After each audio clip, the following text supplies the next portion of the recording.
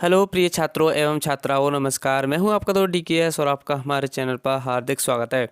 तो दोस्तों, आज की जो क्लास है आप देख पा रहे हैं कि आज का जो चैप्टर है वह है, जैसा कि दोस्तों आप देख सकते हैं कि यहाँ पर लिखा है कार्बन तथा उसके यौगिक, यानी कि कार्बन एंड इट्स कंपाउंड्स। इस चैप्टर को आज हम पढ़ेंगे और बहुत ही अच्छी तरीके से जितने भी प्रश्न लगभग इस चैप्टर से बन सकते हैं या कहें तो पूछे गए हैं, उन सभी को सॉल्व करके देखेंगे और किस तरीके से इस चैप्टर पर जो आधारित प्रश्न परीक्षाओं में पूछे जाते हैं तो उनके लिए इस चैप्टर को बहुत ही अच्छे कंसेप्ट के साथ और पूरी लगभग डिटेल्स में समझेंगे। उन सभी जो इससे जुड़े हुए टॉपिक्स हैं उनको भी देखेंगे, जहां से आपके लिए इस चैप्टर को पढ़ने में या कहें तो समझने में बहुत ही आसानी होगी, यानी कि आप अच्छी तरीके से इस चैप्टर को याद करने में, समझने में जो कुछ महत्वपूर्ण पॉइंट हैं उनके लिए मैंने यहाँ पर लिखा है, जैसा कि आप थोड़ा सा देख पाएंगे। दोस्तों, जैसा कि आप यहाँ पर देख सकते हैं, कुछ जो विशेष पॉइंट है इस चैप्टर के लिए मैंने यहाँ पर उनको लिखा है और कुछ इससे जुड़े हुए जो महत्वपूर्ण पॉइंट हैं उनको भी मैंने आपके लिए समझाने की कोशिश की है। यानी कि यहाँ पर जैसे इस चैप्टर से जुड़े हुए जो पॉइंट हैं या कहें तो जहाँ से प्रश्न पूछे जाते हैं परीक्षा में, लगभग जितने भी प्रश्न पूछे जाते हैं उसको आसानी से समझने के लिए, जैसा कि यहाँ पर लिखा है कार्बन में सह संयोजी आबंध, और अच्छी तरीके से आप देख पाएंगे कि किस तरीके से यहाँ पर आपके लिए जो नोट्स हैं तैयार किए गए हैं। यहाँ पर आप देख पाएंगे कि बहुत ही अच्छे तरीके से आपके लिए जो क्लास हैं अपलोड की जाएंगी। इस चैप्टर में दोस्तों लगभग जितने भी टॉपिक हैं उनको समझाने के लिए आपके लिए जो है क्लास तैयार की जा रही है। सो दोस्तों, यहाँ पर आप देख सकते हैं कि किस तरीके से आपके लिए जो क्लासें अच्छे तरीके से तैयार की जा रही हैं और जो भी नोट्स के रूप में आपके लिए क्लास मिलती हैं वह लगातार तैयार की गई हैं। तो यहाँ पर मैं आपको दिखाने की कोशिश कर रहा हूँ, देखिएगा थोड़ा सा। और इस तरीके से आपके लिए जो क्लास हैं अच्छी तरीके से मिलती रहेंगी। यहाँ पर इसमें थोड़ा सा मैंने समझाने की कोशिश की है कि किस तरीके से इसमें जो अणुओं का निर्माण होता है किस तरीके से होता है। तो यहाँ पर कुछ पॉइंट हैं और लगभग इस चैप्टर से जुड़े हुए जितने भी पॉइंट हैं मैं उन सभी को आपके लिए समझाऊंगा और इसके लिए आपके लिए दोस्तों क्लास लगातार तैयार की जा रही हैं। थोड़ा सा आप भी सहयोग करते रहें। जो इस चैप्टर से दोस्तों जितने भी प्रश्न बन सकते हैं उनके लिए आप सॉल्व कर पाएंगे। और इस चैप्टर में दोस्तों हम कार्बन में संयोजी आबंध क्या होते हैं, कार्बन के अपर रूप तथा उनके गुण क्या होते हैं, कार्बन की सतोमुखी प्रकृति क्या होती है, कार्बन के यौगिक, जैव शक्ति सिद्धांत और ऐसे ही बहुत सारे इम्पोर्टेंट पॉइंट हैं। जहां पर आप देख पा रहे हैं कि जैव शक्ति सिद्धांत, हाइड्रोकार्बन, समायवता, क्रियात्मक समूह या क्रिया जो जो जैसा कि आप देख पाएंगे आगे जो IUPAC नाम यहाँ पर लिखा है, क्रियात्मक समूह, सजातीय श्रेणी, कार्बन यौगिकों का नामकरण, कार्बन यौगिकों के रासायनिक गुणधर्म, ईंधन एवं ज्वाला, कुछ महत्वपूर्ण कार्बन यौगिक तथा साबुन तथा अपमार्जक। ऐसे ही बहुत सारे पॉइंट जो हैं इस चैप्टर में हम पढ़ने वाले हैं। और दोस्तों क्लास से जुड़े रहिए और आप अपने सभी फ्रेंड को भी जोड़ते रहिए हमारे चैनल से और अपनी तैयारी को अच्छी तरीके से करते रहिए। तो चलिए दोस्तों आज की क्लास को शुरू करते हैं। और दोस्तों आपके लिए जो भी क्लासें अपलोड की जाती हैं वह क्लास आपके लिए कंटिन्यूस लगातार अपलोड की जा रही हैं और आप देख सकते हैं कि किस तरीके से जो आपके नोट्स हैं उनमें किस तरीके से जो पॉइंट हैं उनको समझाने के लिए कुछ लिखा गया है। तो यहाँ पर दोस्तों इस चैप्टर में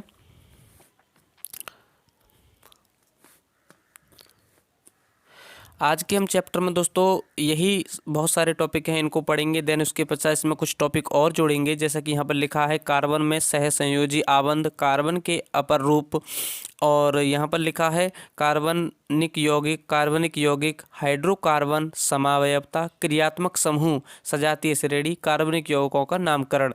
यानी किस तरीके से जो यहाँ पर लिखा है कार्बनिक यौगिकों का नामकरण, तो यानी कि जैसे IUPAC नेम है, तो किस तरीके से बहुत सारे जो ये टॉपिक हैं इन पर जितने भी लगभग प्रश्न पूछे जा सकते हैं उनके लिए सॉल्यूशन के लिए मैं यहाँ पर आपके लिए कुछ नोट्स तैयार कर रहा हूँ और अच्छे तरीके से क्लास आपके लिए अपलोड होंगी। क्लास लगातार अपलोड होती रहेंगी, तो आप ही अपना सहयोग करते रहें। चलिए दोस्तों आज की क्लास को शुरू करते हैं। सबसे पहले हम समझेंगे कि कार्बन तथा उसके यौगिक में सबसे पहला पॉइंट क्या है। यहाँ पर लिखा है कि कार्बन में सह संयोजी आबंध, यह आपका सबसे पहला टॉपिक है चैप्टर के लिए। तो आबंध जो होते हैं किस तरीके से कोई भी तत्व किसी अन्य तत्व के साथ जुड़ता है यानी संयोग करता है, तो जो संयोग करने का जो गुण होता है वही उसकी कहलाती है संयोजकता। तो इसी के लिए थोड़ा सा हमने लिखा है। देन उसके पश्चात हम देखेंगे कि कार्बन के अपर रूप क्या हैं, जैसे हीरा है, ग्रेफाइट है, और भी कई अपर रूप हैं, तो उनको भी समझेंगे, उनकी संरचनाएं हैं, उनके गुण हैं, और भी बहुत सारी चीज़ें समझेंगे। थोड़ा सा यहाँ पर इसको समझ लेते हैं। और क्लास आपको चैप्टर वाइज लगातार मिलती रहेंगी, तो आप अपने साथियों को जरूर हमारे चैनल से जोड़ते रहें और आप अपनी तैयारी को अच्छे तरीके से करते रहें, साथ ही अपने देश को बेहतर बनाते रहें। तो कार्बन में सहसंयोजी आबंध को पढ़ेंगे, और जो भी कोई भी इलेक्ट्रॉन जो किसी के साथ संयोग करता है, यानी जो भी इलेक्ट्रॉन किसी दूसरे इलेक्ट्रॉन से जुड़ता है, तो वही उसकी जुड़ने की प्रक्रिया है, वही उसकी क्या कहलाती है, संयोजी। जो जिस आबंध के द्वारा जुड़ता है, संयोग करता है, उसी कारण हम कहते हैं उसे संयोजी आबंध। तो इसको समझने के लिए किस तरीके से बनता है यहाँ पर समझेंगे। यहाँ पर लिखा है संयोजकता। संयोजकता क्या होती है? वैलेंसी। तो वैलेंसी क्या है? वैलेंसी एक लैटिन भाषा वैलेंसिया से लिया गया है, जिसका अर्थ क्या होता है? संयोग करना, यानी कि तत्वों का आपस में जुड़ना ही क्या कहलाता है? वैलेंसिया शब्द का अर्थ था। तो वैलेंसी क्या होती है? जब भी तत्व आपस में एक दूसरे से संयोग करते हैं और जुड़ जाते हैं, तो उसी को हम क्या कहते हैं? उसकी संयोजकता कहते हैं। और यह जो गुण है वही क्या कहलाती है? उसकी बैलेंसी होती है। यहाँ पर लिखा हुआ देख पाएंगे आप, किसी तत्व के रासायनिक संयोग करने की क्षमता को उसकी संयोजकता कहते हैं। इस पॉइंट को आप याद रखेंगे, कभी कभी यहाँ से भी प्रश्न पूछा जाता है। तो यह जो बहुत सारे टॉपिक देख पा रहे हैं आप, इनको हम पढ़ेंगे। देन इससे पहले थोड़ा सा इन टॉपिकों को देख लेते हैं, जो कि इस चैप्टर को समझने के लिए बहुत ही इंपॉर्टेंट हैं। सबसे पहला पॉइंट लिखा है यहाँ पर, किसी तत्व की संयोग करने की क्षमता, यानी कोई भी तत्व किस तरीके से जुड़ता है या संयोग करता है किसी तत्व के साथ। यहाँ पर लिखा है तत्वों के जुड़ने का जो जुड़ने की जो प्रक्रिया होती है उसी के बाद। जैसा कि यहाँ लिखा है, किसी तत्व की संयोग करने की क्षमता उस तत्व के बाहरी कक्षा में उपस्थित इलेक्ट्रॉनों की संख्या पर निर्भर करती है। यानी आपने पढ़ा होगा कि जो इलेक्ट्रॉनों की इलेक्ट्रॉन कहाँ पर भ्रमण करते हैं, यानी कि जो इलेक्ट्रॉन घूमते हैं वह अपनी अपनी कक्षाओं में घूमते रहते हैं। तो परमाणु की जो भी बाहरी कक्षा होती है उसमें जितने भी इलेक्ट्रॉन्स होते हैं उसी पर यह निर्भर करती है संयोजकता, या कहें तो संयोग करने की क्षमता। तो जैसा कि यहाँ पर इलेक्ट्रॉनिक जो संयोग होता है वह किस आधार पर होता है, वह भी मैं आपके लिए बता रहा हूँ। देखिए यहाँ पर लिखा है मैग्नीशियम, जिसका जो परमाणु क्रमांक है वह है 12, यानी कि 12 है। जो मैग्नीशियम जो आप देख पा रहे हैं, मैग्नीशियम का जो परमाणु है उसमें कितने इलेक्ट्रॉन होते हैं? 12 होते हैं, जिसका परमाणु क्रमांक जो होता है 12 होता है, जैसा कि मैंने आपको आवेश सारणी में पढ़ाया था। इससे पहले दोस्तों मैंने आपके लिए पढ़ाया है तत्वों का वर्गीकरण, और उसमें भी आप समझ सकते हैं कि बहुत ही इंपॉर्टेंट वह आवेश सारणी है। और जितने भी जो वैज्ञानिकों ने योगदान दिया है उसको मैंने आपके लिए टॉपिक वाइज आपके लिए समझाया है। आप देख पाएंगे कि मैग्नीशियम का जो परमाणु क्रमांक है 12 होता है, जिसका जो इलेक्ट्रॉनिक विन्यास होता है वह होता है 2 8 2। सबसे पहले जो पहला कोष होता है उसमें 2 इलेक्ट्रॉन आते हैं, देन उसके पास 8 इलेक्ट्रॉन आते हैं, और 8 के पश्चात ही नया जो इलेक्ट्रॉन कोष है वह प्रारंभ हो जाता है। तो यहाँ पर जो मैग्नीशियम की संयोजकता है वह कितनी है? 2, क्योंकि इसमें जो बाहरी कोष है उसमें 2 इलेक्ट्रॉन हैं। कितने हैं? 2 इलेक्ट्रॉन हैं। एल्यूमिनियम है, उसकी बाहरी कोष में 3 इलेक्ट्रॉन हैं। तो कोई भी इलेक्ट्रॉन जो भी परमाणु है वह अष्टक नियम का पालन करता है, या तो उसकी वैलेंसी 2 होनी चाहिए। जो लास्ट में जो इलेक्ट्रॉन होते हैं वह अपने जो कोष होता है उसको पूर्ण करने के लिए क्या करता है? इलेक्ट्रॉनों का आदान प्रदान करता है। यानी जैसे इसमें 2 हैं तो यह 2 इलेक्ट्रॉन त्याग करके अपनी वैलेंसी को कंप्लीट रख सकता है, यानी अपने कोष को कंप्लीट रख सकता है। तो जो अष्टक होते हैं उसको 2 और 8 के ही द्वारा होती है। तो यहाँ पर आप देख सकते हैं,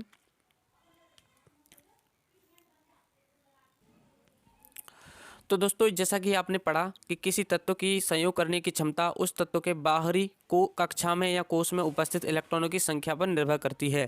जैसा कि यहाँ पर देख पा रहे हैं मैग्नीशियम, जिसका जो परमाणु क्रमांक है 12 होता है, और इसका जो इलेक्ट्रॉनिक विन्यास है वह इस तरीके से होता है 2 8 2। किस तरीके से होता है इस पर यदि आप वीडियो चाहते हैं तो कमेंट करके जरूर बताना, मैं आपके लिए इसको समझा दूंगा। तो यहाँ पर लिखा है, तो उसके लिए आपके लिए वीडियो अपलोड की जाएगी या फिर आपके लिए किसी तरीके से सॉल्यूशन दिया जाएगा। यहाँ पर लिखा है कि जो मैग्नीशियम है उसका परमाणु क्रमांक कितना होता है? 12, और जो इलेक्ट्रॉनिक विन्यास है वह इस तरीके से होता है। तो इसकी जो बाहरी कोष है उसमें 2 इलेक्ट्रॉन उपस्थित हैं। तो जो भी इलेक्ट्रॉन्स जो होते हैं बाहरी कक्षा में उन्हीं के द्वारा उसकी वैलेंसी का पता चलता है। तो यहाँ पर आप देख पा रहे हैं 2 इलेक्ट्रॉन हैं। तो ये जो बाहरी कक्षा होती है उसमें दोस्तों यदि वह अष्टक नियम का पालन कर देता है तो वहीं पर उसकी जो है वह तत्व जो है स्थायी रहता है। तो यह क्या करता है? 2 इलेक्ट्रॉन को त्याग करके स्थायी रूप ग्रहण कर सकता है, जैसा कि यहाँ पर आप देख पा रहे हैं। 2 इलेक्ट्रॉन को यहाँ से यह मैग्नीशियम त्याग देगा, तो इसकी जो बाहरी कक्षा में कम से कम कितने इलेक्ट्रॉन हो जाएंगे, 8 इलेक्ट्रॉन। यहाँ पर कहें तो यह 6 इलेक्ट्रॉन ग्रहण कर ले तो वहाँ पर भी यह अपनी जो बाहरी कक्षा है उसको, कोश है उसको पूरी कर सकता है। लेकिन उसमें दोस्तों अधिक ऊर्जा की आवश्यकता होगी, इसी कारण हम आसान क्या रहेगा कि 2 इलेक्ट्रॉनों को त्याग, तो 6 इलेक्ट्रॉन ग्रहण करने के लिए उसे अधिक ऊर्जा की आवश्यकता होगी, इसी कारण यह 2 इलेक्ट्रॉन त्याग करके इसकी संयोजकता कितनी होती है, 2। तो यह 2 इलेक्ट्रॉन त्याग सकता है। यहाँ पर लिखा है 3। यह जो एल्यूमिनियम है इसकी जो यहाँ इसकी जो बाहरी कक्षा है उसमें इलेक्ट्रॉनों की संख्या कितनी होती है, 3 होती है। सिलिकॉन है, आगे लिखा है सिलिकॉन जिसका जो परमाणु क्रमांक है कितना होता है, 14। और यहाँ पर इसका इलेक्ट्रॉनिक विन्यास करेंगे तो कैसे करते हैं, 2 8 8 8 पूरे हो जाएंगे जैसे ही उसकी एक नई कक्षा शुरू हो जाती है। 2 8 4, 2 और 8 कितने हो गए, 10 और 4 यहाँ पर लिखा है। इसी प्रकार फास्फोरस आता है, मैंने आपके लिए पहले भी आवर्त सारणी नोट कराई है, तो आप थोड़ा सा देख सकते हैं, मैं आपको दिखाने की कोशिश करूँगा ताकि आप देख सकते हैं। जैसा कि आप देख सकते हैं यहाँ पर लिखा है मैग्नीशियम, मैग्नीशियम का जो परमाणु क्रमांक है कितना है, 12।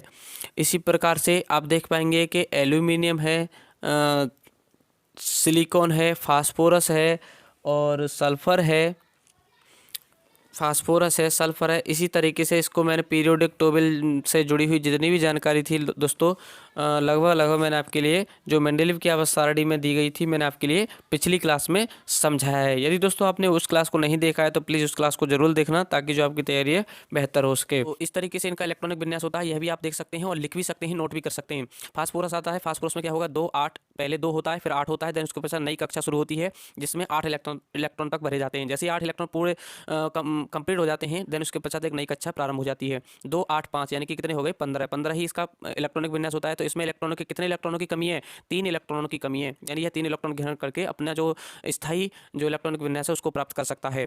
यहाँ पर लिखा है सल्फर, सल्फर में कितने इलेक्ट्रॉन होते हैं, 2। तो इसमें यह क्या करेगा, या तो 6 इलेक्ट्रॉन त्याग दे या फिर यह 2 इलेक्ट्रॉनों को ग्रहण करे। तो उसी प्रकार से इसकी जो संयोजकता कितनी मानी गई है, उसी प्रकार से इसकी संयोजकता को माना जाता है।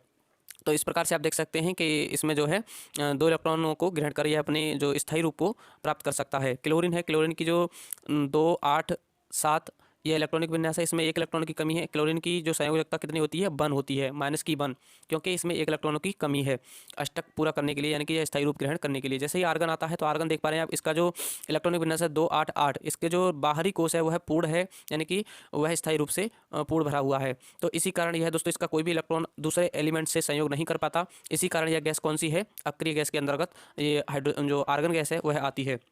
इसी प्रकार से लिखा है पोटेशियम जिसका परमाणु क्रमांक 19 है, 2 8 8 1। जैसे मैंने आपको बताया था, जैसे ही 8 हो जाते हैं उसके बाद देन से नई कक्षा प्रारंभ हो जाती है। यहाँ पर 1 आ गया है, 2 आ जाएगा, उसी प्रकार से इसके बढ़ते रहते हैं। चलिए अब हम समझते हैं सबसे ज़्यादा इंपॉर्टेंट, और जितना आप पढ़ेंगे आपके लिए बहुत अच्छे तरीके से समझ में आएगा, और यहीं से प्रश्न जो हैं बहुत बार परीक्षा में आते हैं, और इसीलिए मैंने आपके लिए जो बहुत सारे टॉपिक बताए हैं इंपॉर्टेंट थे।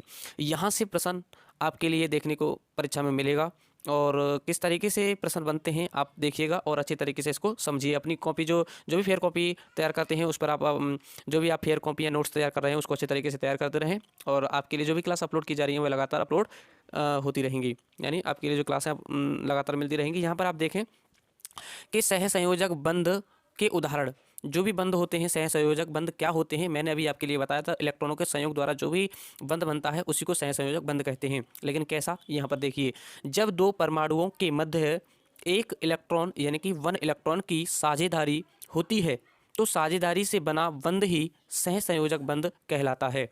तो जब भी 2 परमाणु होंगे उनके, तो जैसा कि आप देख सकते हैं यहाँ पर यही जो साझेदारी से बना बंध होता है वह सहसंयोजक बंध कहलाता है। इसके लिए मैंने कुछ एग्जांपल लिए हैं जो बहुत ही ज़्यादा इंपॉर्टेंट हैं। यदि आपके लिए थोड़ी सी भी क्लास अच्छी लगती है दोस्तों, प्लीज़ वीडियो को लाइक करना और कमेंट करके ज़रूर बताना, ताकि जो हमें आपके लिए अच्छे तरीके से जो क्लास अपलोड कर रहे हैं अच्छे तरीके से आपको अपलोड करते रहें और आपके लिए जो क्लास हैं अच्छे तरीके से मिलती रहें। सबसे पहला सहसंयोजक बंध का उदाहरण है, सबसे पहला आप उदाहरण देख पाएंगे कि हाइड्रोजन अणु का, यहाँ पर अणु लिखेंगे, हाइड्रोजन अणु का निर्माण, क्या लिखेंगे, हाइड्रोजन अणु का निर्माण लिखेंगे। यहाँ पर लिखा है हाइड्रोजन अणु का निर्माण किस तरीके से होता है। तो हाइड्रोजन की जो परमाणु संख्या है कितनी होती है, यानी परमाणु क्रमांक कितना होता है, 1। तो इसमें कितने इलेक्ट्रॉन होंगे, 1 होंगे। तो दोस्तों या तो कोई इलेक्ट्रॉन 2 इलेक्ट्रॉनों के अपने जो बाहरी कोश होता है, जो इलेक्ट्रॉनों की जो बाहरी कोश होती है दोस्तों, या तो उसमें इलेक्ट्रॉन कम से कम 2 हों दोस्तों। जैसा कि आप देख सकते हैं, जैसे हाइड्रोजन अणु यानी कि H2 परमाणु का जो संयोग होता है हाइड्रोजन के साथ, यानी H2 जो भी हाइड्रोजन परमाणु एक दूसरे से जुड़ते हैं वह किस तरीके से जुड़ते हैं उसके बारे में सबसे पहले हम समझते हैं। यानी सहसंयोजक जो बंध बना है वह किस प्रकार से, जो सहसंयोजक बंध बनता है वह किस तरीके से बनता है। यदि कोई भी परमाणु है या फिर कहें तो कोई भी जो अणु बनता है वह किस तरीके से, आपके कोई भी जो, जब दो या दो से अधिक परमाणु दोस्तों सहयोग करते हैं तो उनकी जो बाहरी कोश होती है उसमें कम से कम 2 इलेक्ट्रॉन या फिर 8 इलेक्ट्रॉन जो हैं पूरे होने चाहिए, तभी वह जो परमाणु होता है स्थायी कहा जाता है। तभी वह एक दूसरे से, तभी वह स्थायी परमाणु कहा जाता है जब उसकी बाहरी कक्षा में या तो 2 इलेक्ट्रॉन हो या फिर 8 इलेक्ट्रॉन हो। यदि किसी भी परमाणु की बाहरी कोश में इलेक्ट्रॉनों की संख्या 2 से कम है तो यानी 1 हो, तो वह 1 इलेक्ट्रॉन ग्रहण करके अपनी बाहरी कक्षा को जो भी कोश है उसको पूर्ण करेगा। और यदि उसमें 8 है, 8 से भी कम है तो वह उसको भी ग्रहण करके या फिर इलेक्ट्रॉन्स को त्याग करके वह क्या करता है, अपनी बाहरी जो भी कोश होती है उसको स्थायी बनाता है। जैसा कि यहाँ पर आप देख पाएंगे कि जो परमाणु है हाइड्रोजन है, जो हाइड्रोजन का जो परमाणु है जिसका जो इलेक्ट्रॉनिक विन्यास कितना होता है 1 होता है, क्योंकि इसमें तो एक ही इलेक्ट्रॉन होता है तो इसका 1 इलेक्ट्रॉन हमने इस तरीके से दर्शाया है। दूसरे हाइड्रोजन का, क्योंकि H2 जो हाइड्रोजन परमाणु है और यहाँ पर हम H2 का निर्माण कर रहे हैं, तो किस तरीके से यह आपस में इनकी जो सहसंयोजक बंध का निर्माण होता है तो वही हम समझते हैं। यहाँ पर लिखा है हाइड्रोजन का जो इलेक्ट्रॉन है वह यहाँ पर दर्शाया गया है।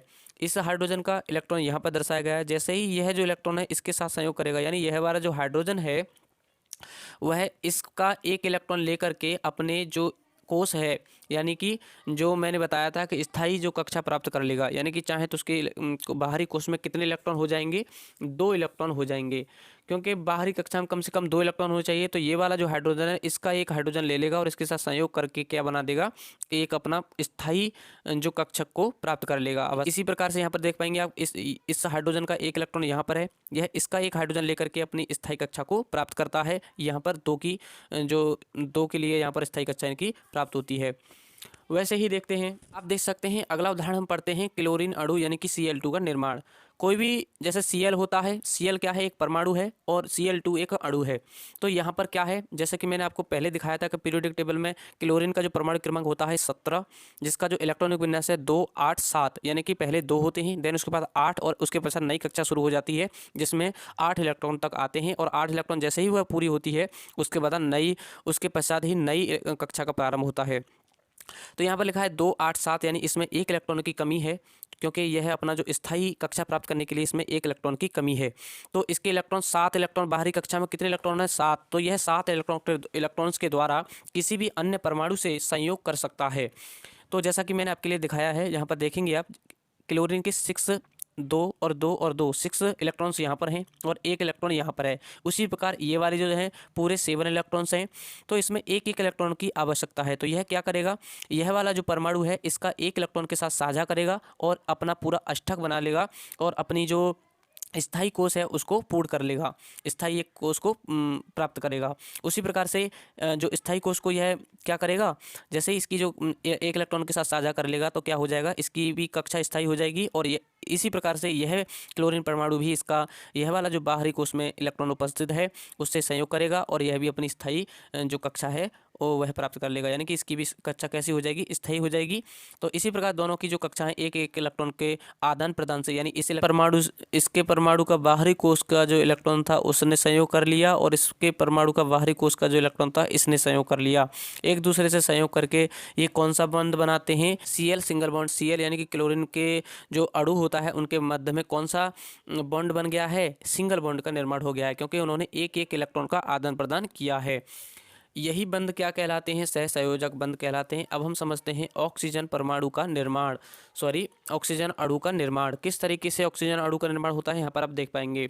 ऑक्सीजन का परमाणु क्रमांक 8 होता है, 2 और 6 इसका इलेक्ट्रॉनिक विन्यास है। इसका जो अष्टक है, यानी कि इसकी बाहरी कोश में 8 इलेक्ट्रॉन पूरे होने के लिए 2 इलेक्ट्रॉन की आवश्यकता है, यानी यह 2 इलेक्ट्रॉन किसी से ग्रहण करेगा और वैसे ही अपनी जो स्थायी अवस्था है उसको प्राप्त कर लेगा, यानी इसकी जो बाहरी कोश है वह स्थायी हो जाएगी। यहाँ पर आप देख पाएंगे कि जैसे इसके 1 2 3 4 5 6 6 इलेक्ट्रॉन इसके मैंने कार्बन परमाणु के दिखाए गए। यहाँ पर भी 6 इलेक्ट्रॉन्स हैं। तो यह भी परमाणु इसके 2 इलेक्ट्रॉन के साथ संयोग कर लेगा और यह परमाणु भी इसके 2 इलेक्ट्रॉन से संयोग कर लेगा और अपनी जो कोष हैं उनको स्थायी कर लेंगे। तो इसी प्रकार से इन दोनों के जो बीच में इलेक्ट्रॉनों का आदान प्रदान हुआ है, दो इलेक्ट्रॉनों का आदान प्रदान हुआ है, यानी इसके 2 इलेक्ट्रॉनों का प्रयोग इसने किया, इसके 2 इलेक्ट्रॉनों का प्रयोग इसने किया। तो इनके बीच में जो बना है बॉन्ड कैसा बना है, डबल बॉन्ड का निर्माण हुआ है। ऐसे ही देखेंगे हम नाइट्रोजन अणु यानी कि N2 का निर्माण किस तरीके से होता है। यहाँ पर लिखा है नाइट्रोजन का जो परमाणु क्रमांक 7 होता है, 2,7 इसका इलेक्ट्रॉनिक विन्यास है। बाहरी कक्षा में 5 इलेक्ट्रॉन्स हैं, तो यहाँ तो यह 5 इलेक्ट्रॉन्स को त्याग देगा तो इसकी जो बाहरी कक्षा में 2 इलेक्ट्रॉन रह जाएंगे, या फिर यह 3 इलेक्ट्रॉनों को ग्रहण कर लेगा तो इसकी जो बाहरी कक्षा है उसमें 8 इलेक्ट्रॉन पूर्ण हो जाएंगे, तो यह स्थायी हो जाएगा। तो यह क्या करता है, दोनों ही परमाणु एक दूसरे से 3-3 इलेक्ट्रॉनों का साझा कर लेते हैं और उसी प्रकार से ये दोनों की जो बाहरी कोष हैं वह स्थायी हो जाती हैं और इनके जो बीच में बना बॉन्ड होता है वह ट्रिपल बॉन्ड होता है। इस तरीके से आप समझ सकते हैं। चलिए दोस्तों, अब हम बात करते हैं मीथेन अणु के बारे में, यानी CH4 यह मीथेन गैस का यह सूत्र है और इसको आप याद रखेंगे। मीथेन गैस कहाँ पाई जाती है, कोयले की खानों में पाई जाती है और इसके आगे भी आपके लिए उपयोग देखने के लिए मिलेंगे। तो यह जो पॉइंट है बहुत ही इंपॉर्टेंट है। CH4 हाइड्रोजन का परमाणु क्रमांक कितना होता है, 1 और कार्बन का होता है 2,4, यानी कि 4 परमाणु इसकी बाहरी कक्षा में होते हैं। 6 इलेक्ट्रॉनों इसका जो हाइड्रोजन के परमाणु क्रमांक कितना होता है, 6, और इसमें कितने इलेक्ट्रॉन बाहरी कक्षा में होते हैं, 2,4 इसका इलेक्ट्रॉनिक विन्यास होता है। उसी प्रकार से इसके चारों इलेक्ट्रॉन्स यहाँ पर दिखाए गए हैं, 1 2 3 4। आप देख पाएंगे हाइड्रोजन का एक इलेक्ट्रॉन्स यहाँ पर है, एक यहाँ पर, एक यहाँ पर, एक यहाँ पर, क्योंकि इसमें हाइड्रोजन के कितने परमाणु हैं, 4 परमाणु हैं। तो हाइड्रोजन का जो इलेक्ट्रॉन्स है, जो इलेक्ट्रॉनिक विन्यास है, आपने देखा कि एक ही होता है और इसका जो इलेक्ट्रॉनिक विन्यास है कितना होता है, 2,4। तो 4 इलेक्ट्रॉन इसके बाहरी कक्षा में उपस्थित होते हैं और यह 4 इलेक्ट्रॉन को ग्रहण करके अपनी जो बाहरी कोष है उसको स्थायी कर लेगा। तो यह इन चारों इलेक्ट्रॉनों के साथ ये जो चारों इलेक्ट्रॉन्स आपको दिखाई दे रहे हैं इनके साथ एक एक इलेक्ट्रॉन को ग्रहण कर लेगा और इस वाले कार्बन के साथ भी एक इलेक्ट्रॉन का साझा करेगा, क्योंकि एक हाइड्रोजन, यह वाले जो दोनों इलेक्ट्रॉन हैं आपस में साझा करेंगे और हाइड्रोजन की भी बाहरी कक्षा में 2 इलेक्ट्रॉन हो जाएंगे, क्योंकि एक इलेक्ट्रॉन इसका ग्रहण कर लेगा और इसकी भी बाहरी कक्षा में कितने इलेक्ट्रॉन हो जाएंगे, 8 इलेक्ट्रॉन हो जाएंगे। जैसा कि आप देख सकते हैं यह जो कार्बन परमाणु है इन चारों हाइड्रोजन परमाणुओं के एक एक इलेक्ट्रॉन को ग्रहण कर लेगा और इसकी जो बाहरी कोष है उसमें इलेक्ट्रॉनों की संख्या 8 हो जाएगी और यह क्या करेगा, इसकी जो स्थायी अवस्था हो जाएगी, यानी कि जो बाहरी कोष है वह स्थायी हो जाएगी।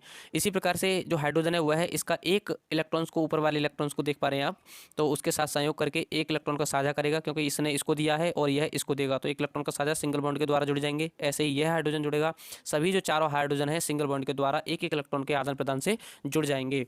चलिए अब हम बात करते हैं अमोनिया NH3 अणु का निर्माण किस तरीके से होता है। यहाँ पर आप देख पा रहे हैं कि क्योंकि अमोनिया में जो नाइट्रोजन है वह 3 हाइड्रोजन परमाणुओं के साथ जुड़ा है और जिसका जो परमाणु क्रमांक है वह 7 होता है। तो इसकी बाहरी कोष में दोस्तों कितने इलेक्ट्रॉन्स होते हैं, 5 इलेक्ट्रॉन होते हैं। यदि यह 3 इलेक्ट्रॉनों को ग्रहण करता है तो इसके जो बाहरी कोष है वह कैसी हो जाएगी, स्थायी हो जाएगी। तो जैसा कि यहाँ पर आप देखा हाइड्रोजन के जो 3 परमाणु हैं उनसे एक एक इलेक्ट्रॉन ग्रहण करके इसने अपनी जो बाहरी कोष है उसको, इसकी जो बाहरी कोष है वह कैसी हो जाएगी, स्थायी हो जाएगी। और उसी प्रकार से इस हाइड्रोजन का जो परमाणु है वह इस वाले इलेक्ट्रॉन से संयोग करेगा और इस वाले इलेक्ट्रॉन को ग्रहण करके अपनी जो इस वाले हाइड्रोजन परमाणु की जो दोस्तों बाहरी कोष है वह भी यहाँ से एक इलेक्ट्रॉन ग्रहण करके, यानी कि 2 इलेक्ट्रॉन पूरे हो जाएंगे और वह स्थायी हो जाएगी। इसी प्रकार से तीनों हाइड्रोजन के जो परमाणु हैं सभी की जो बाहरी कोष हैं वह स्थायी हो जाएगा है। यह संरचना बहुत बार प्रश्न पत्रों में पूछी गई है और बहुत ही इंपॉर्टेंट पॉइंट है। और यदि कोई भी पॉइंट आपके लिए समझ में नहीं आता है तो दोस्तों आप कमेंट करके बताना जाएगा। चलिए दोस्तों आज की क्लास में इतना ही। थैंक यू दोस्तों, नमस्कार।